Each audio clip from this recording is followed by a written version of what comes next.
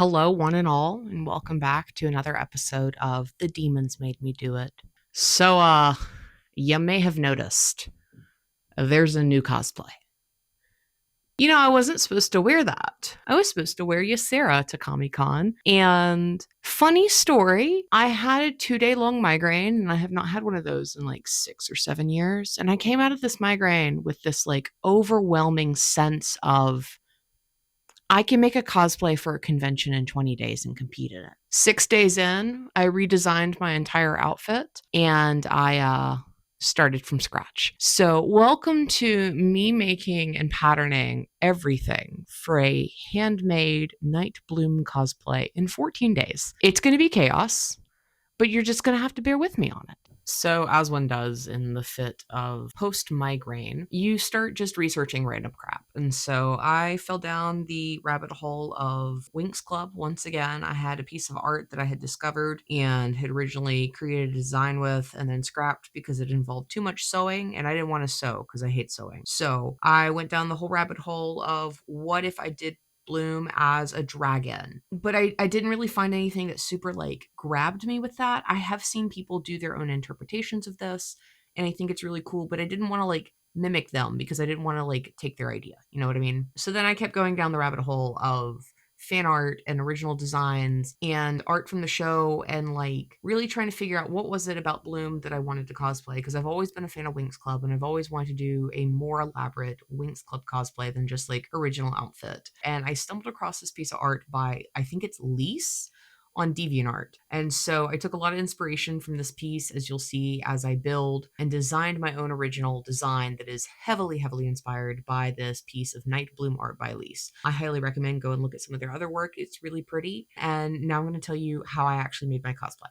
I started with what I knew, which was the gem on her breastplate and the crown. Now, for full transparency, this originally was going to be a dark bloom design, and I wound up kind of teetering the edge of dark and light bloom because there are aspects of both when it comes to the colors that I really enjoy. So I try to incorporate a lot of both color schemes into this with much more of a nod towards the original bloom design, but still having those little tinges of like darkness. Gotta be a little bit edgy. So I started with the simple stuff and I 3D designed my two little accessories using Tinkercad. I'll have those files available on my Patreon if anyone is interested in using them. From there, I bedazzled the crap out of those using rhinestones. This was my first time really, really using rhinestones on stuff. I went a little bit crazy on this cosplay, and there's a part of me that wants to go back and add even more. We'll see how I'm feeling. But for now, I think I'm good on the rhinestoning. Once I finished making those two little accessories, I dived into my props next because I knew it was something that I definitely wanted to make while I was still ironing out the kinks of the actual outfit. The props that I wanted to make were these little fire flame things. I had seen the YouTube video on how to make them. I'll link that down below in case you're interested in seeing the original tutorial. But essentially what I did is I purchased these cellophane pieces of like plastic paper that you use for gift wrapping. And then I cut them up into like a ton of different pieces, varying in sizes and the way that they had been cut and stuff like that. And then I just hit them with a heat gun one at a time. This was very boring and labor intensive, but like the end result was so worth it. In order to actually like have anything to put them on, I created a wire frame out of gold wire because I wanted the wire to match like the color scheme of the flames that I was making. On the off chance that you could see it, I didn't want like some silver to be super visible, so I figured if I do gold, it mixes in with like the orange and the yellows in the actual fire flame. My little frame also helps hold the battery pack for the fairy lights that I wound up installing inside this, as well as the little loop for my finger so they can easily slip on and off my fingers so that I can hold them. And this just makes it where it's got the really cool like I'm holding a fire flame effect. I personally did not diffuse the lights within the fire flame. You could very easily do this. I know for my Ysera cosplay, the way that I wound up doing that was using ripped up paper towels, gently wrapped around the fairy lights, and it perfectly diffuses it. I liked personally how it looked like little glowing embers and fireflies on the inside. I just thought it was a kind of cool touch.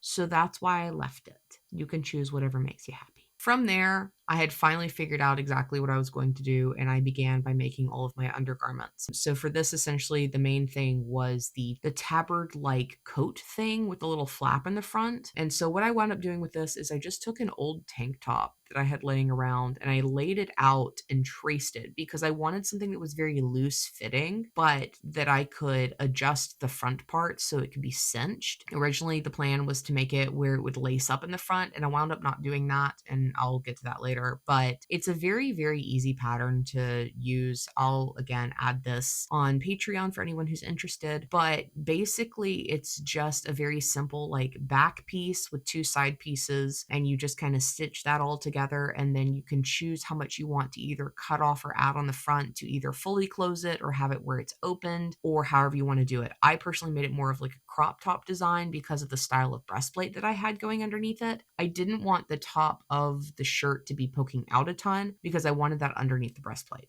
I then created a circle skirt pattern that I added to the bottom of like this little top piece, and that gave it the really good flare because what I wanted to have was not just a flappy bit, I wanted a flappy bit with flow. And so that's why I went with a circle skirt, because I figured there's way more fabric there than if I just did like a straight rectangle going down. So this way it like really kind of flows around me super well, and it just gives it that little bit extra oomph. The materials that I used for this were literally just stuff that I had laying around. So I had this light blue cotton that was just sitting in my stash that I had thrifted. It's like an old sheet from Goodwill. And so that's what I wound up using for the outer layer of the tabard. And then for the inner layer of the tabard was this like polyester sheet that I also had laying around that's like that nice dark blue. And I thought that that would mesh really well with the design that I had created for the like gloves that I would make later on, so that you have that nice contrast. But what I wanted to do just for funsies, because I've become addicted with like the ombre style of fabric ever since I made Fern, is I dip dyed my fabric in Rit dye, and you can see here what exact type I used. But I used that because I really wanted to have a little bit of that gradient, and I wound up dipping the whole thing in and then just gradually like every 5 minutes pulling it out, and over I think 45 minutes it just very gently dyed the entire thing. You got to make sure that you like soak your fabric really well before this, because you want to have it where like the whole fabric's full of water so that it can like really absorb the dye well. And then again, this is cotton, so like it soaks that crap up.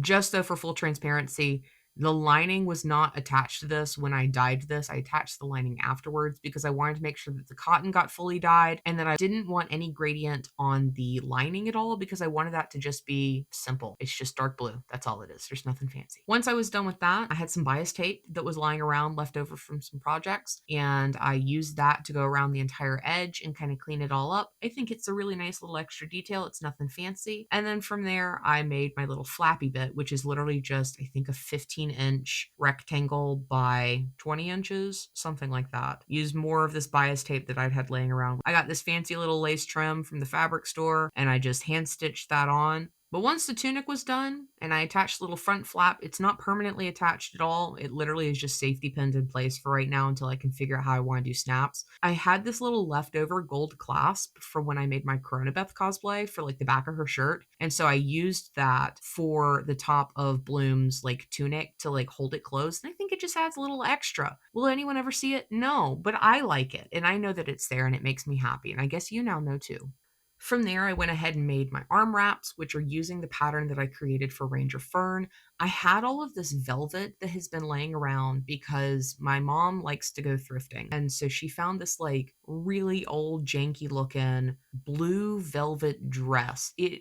It's god awful. It's like so obviously vintage and not in a good way. And I've used it in the past for like generic cosplay stuff, but like the original point, because my mom paid like $1 for this thing, was that I would cannibalize it for fabric, which I wound up doing. And it was really great for like this entire project to just have like this really beautiful, like in some lights it looks black, in some lights it looks dark blue. It just, again, the like dark bloom vibes that it bring, I really like. And then I covered the edges with bias tape, again, leftover. And then I used a little bit of gold ribbon because I wanted to have it where it would like fully stretch all the way to my fingers so that like the little flappy on the top part of the hand would like not curl weird.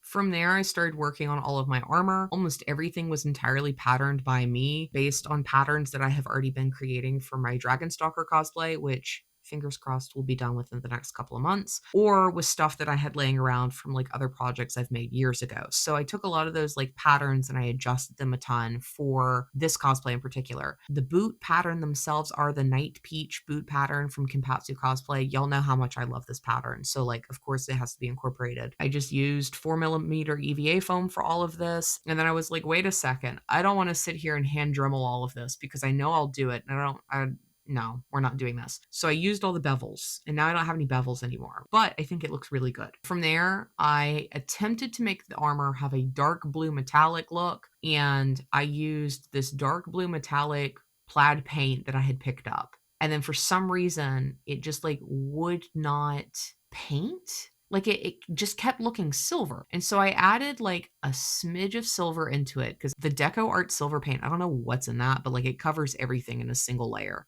So I added like one little smidge of that and then a ton of like navy blue, hoping that all of that mixed together would like make this a really nice dark blue. And it just made everything look really silver, which is crazy because before I put the blue onto the armor for the trim, it looked metallic blue. You can literally see it in these videos. And then I put that light blue on the trim and everything turned silver and it made me so mad. So I embraced it and accepted it because apparently the universe just really wanted everything to be silver and blue. And that is what it is. From there, I wanted a little bit extra because like the whole thing with Winx is sparkle and glitter and glam. And I was like, how do I bring more of that to this costume? Because it doesn't have a lot of that. And it's got a lot of like really generic like armor and night stuff. And I was like, glitter paint. So I found this really cheap glitter paint at Hobby Lobby. It's like 60 cents a container. The stuff was incredible. And I used 3 whole containers across the entire armor. It's like 1 coat of this glitter paint on every piece of trim. And like, yeah, it rubs my skin raw where it touches it, but you know what? It looks really cool. And I think that's worth it. For the belt, I originally had like this whole thing planned out where it's gonna be like this super unique design. It was like all draconic and everything. And then I made the belt and realized because of the pattern I had made from like years ago, it has to sit on my hips and not my waist. So I had to scrap it. But yeah, so what I wound up doing, like a lazy person, was I cut out a piece of like EVA foam. It was like 4 inches wide by 30 inches long, and I covered it with velvet, and then I hot glued it down, and then I added grommets in the back so it laces up with gold ribbon. I do plan on going back and adding more to the belt because it does feel very plain. Once the belt was done, I had to stop procrastinating and actually do attachments for everything. I did the whole Kenpatsu cosplay method where you just take like a piece of EVA foam. I was using 2mm EVA foam for this, and you wrap it in pleather and then you sew it down. And my sewing machine hated my guts for doing this, and I think it's because the pleather kept sticking to it. So my stitches looked awful, but like I don't care. But you stitch it down, and then I had a D-ring on one side and Velcro on the other, and it just loops and cinches tight. But I thought this was like really nice. The pleather tied back into like, again, the like darkness of the belt, dark colors that were kind of here and there. But yeah, so that's essentially how I made all the buckles. And then for the shoes themselves though, I just used elastic like I did for my Fighter Jester shoes, where there's 3 pieces of elastic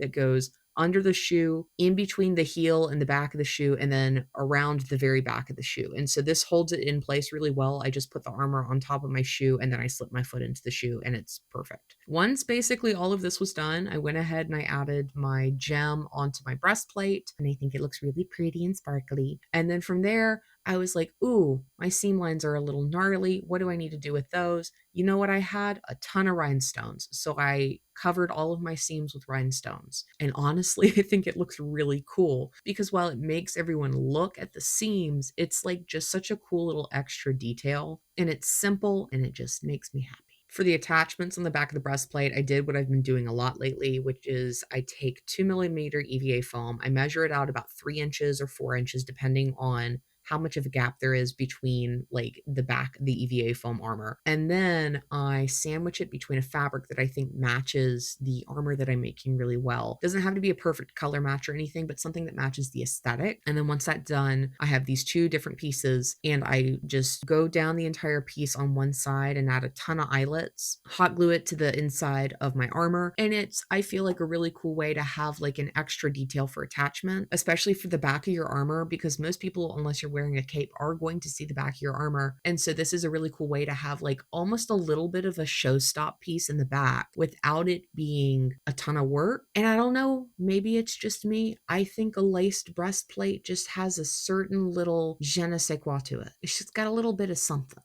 You know, I'm very biased because I did it on Fighter Jester and I just think it looks really good. That's the main part of Bloom. For full context, I am going to be making the wing video as a wholly separate video because there's so much to explain for that. And I have to walk y'all through what I did and why you shouldn't do half the things I did. But definitely come back for that video if you want to see how to make super durable fairy wings, because I have never been a fan of the cellophane fairy wings because they do rip so easily. So I was big brained and I came up with a solution.